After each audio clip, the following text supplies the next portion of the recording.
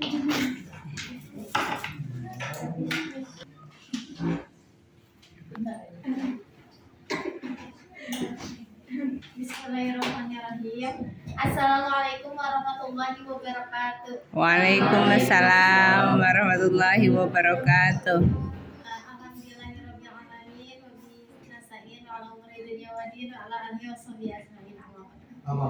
Pertama-tama marilah kita panjatkan puji syukur kita kehadirat Allah yang Maha Kuasa, karena atas berkahnya alhamdulillah kita masih bisa melaksanakan perkuliahan pada hari ini dalam keadaan sehat walafiat. Salat serta salam semoga tercurah limpahkan kepada junjungan alam kita, yakni Nabi Muhammad SAW. Sebelumnya terima kasih kepada Ibu Imas karena telah mempersilahkan kami untuk mempresentasikan hasil diskusi yang telah kami diskusikan. Kepada teman-teman terima kasih telah hadir dan memperhatikan apa yang akan kami paparkan. Di sini kami akan membahas mengenai hakikat dan tujuan pendidikan Islam dalam konsep tarbiyah, taklim, dan takdim. Sebelumnya perkenalkan, nama saya Ima Siti Hasanah dengan NIM 204141035 dengan rekan saya diskusi berdiri dengan NIM 204141004. Di sini ada hakikat pendidikan. Nah, hakikat pendidikan Islam.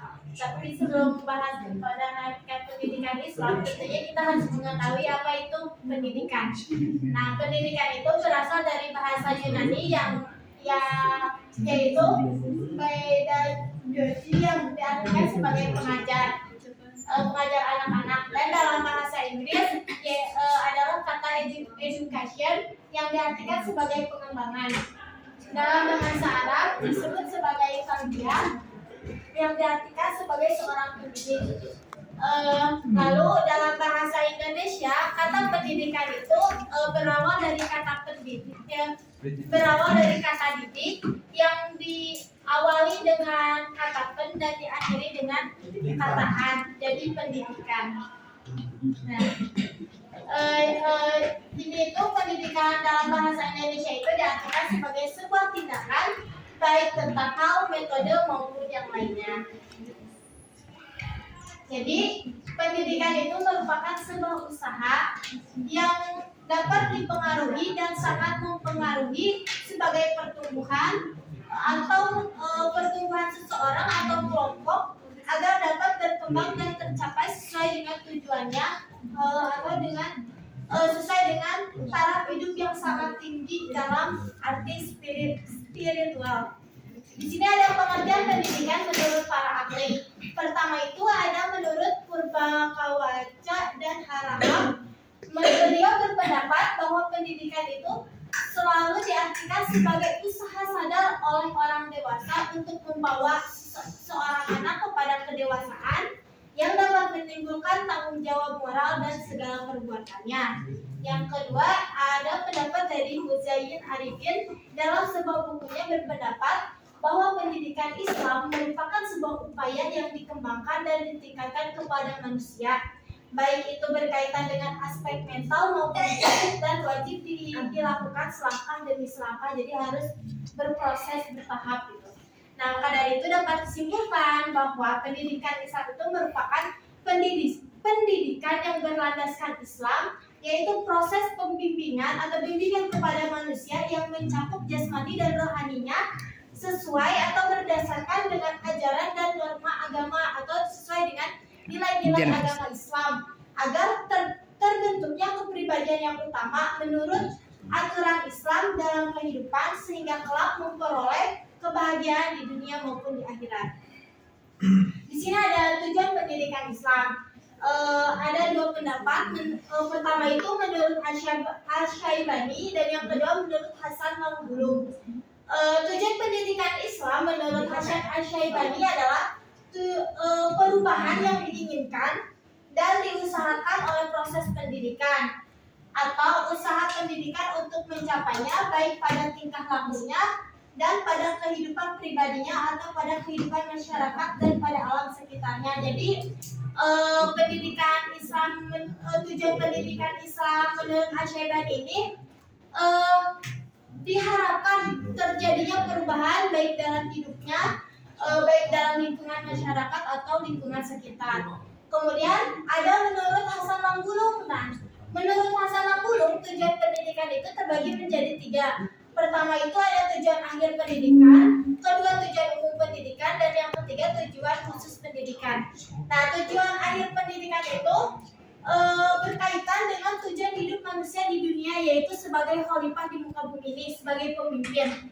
Dan menurut Hasan Langgulung juga, semua usaha pasti bisa dilakukan manusia, yaitu dengan berusaha.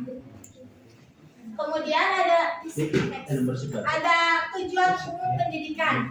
Nah, jadi menurut Hasan Langgulung itu tujuan pendidikan Islam itu terbagi menjadi 6. Pertama itu mengenalkan manusia akan keberadaan Allah Subhanahu wa taala. Jadi adanya pendidikan Islam itu untuk mengenalkan keberadaan Allah kepada peserta didiknya. Yang kedua, pembentukan akhlak atau moral yang baik. Jadi diharapkan dengan adanya pendidikan Islam, peserta didik mempunyai moral dan akhlak yang baik yang akan diamalkan di kehidupannya gitu. Yang ketiga itu ada untuk persiapan kehidupan di dunia dan akhirat. Nah, pendidikan Islam di sini itu bertujuan untuk bekal nantinya baik di dunia maupun di akhirat, karena dengan pendidikan kita akan mengetahui ilmu yang kita dapat, terus akan dinaikkan derajatnya juga gitu. Terus yang keempat agar dapat mengatur terkait tentang rezeki. Nah, jadi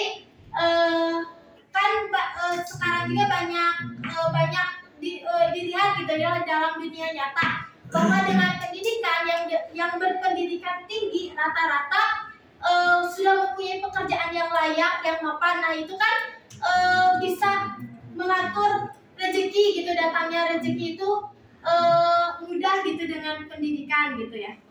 Terus yang kelima, membangkitkan minat pelajar terhadap ilmu pengetahuan. Jadi pendidikan Islam itu tidak hanya belajar tentang agama Islam, jadi harus diimbangi dengan pendidikan ilmu pengetahuan agar seimbang antara ilmu dunia dan ilmu akhirat. Dan yang terakhir, mampu memperoleh sebuah keterampilan khusus. Nah, keterampilan khusus di sini itu kayak bisa berdagang, kayak bisa berbisnis, berusaha kayak gitu untuk menghasilkan sesuatu gitu, baik dalam uang atau membuat sebuah karya gitu. Dan yang terakhir, menurut Hasan Langgulung itu ada tujuan khusus pendidikan Islam. Nah, tujuan khusus pendidikan Islam ini merupakan bagian dari tujuan umum dan tujuan akhir pendidikan Islam. Jadi diharapkan setelah kita mengetahui apa ilmu yang kita dapat dari tujuan umum dan tujuan akhir pendidikan, jadi akan diterapkan dalam kehidupan sehari-hari. Jadi akan ada kognitifnya, afektif, dan psikomotor untuk peserta didik gitu. Mungkin dari saya cukup sekian dan akan dilanjutkan oleh Adisti.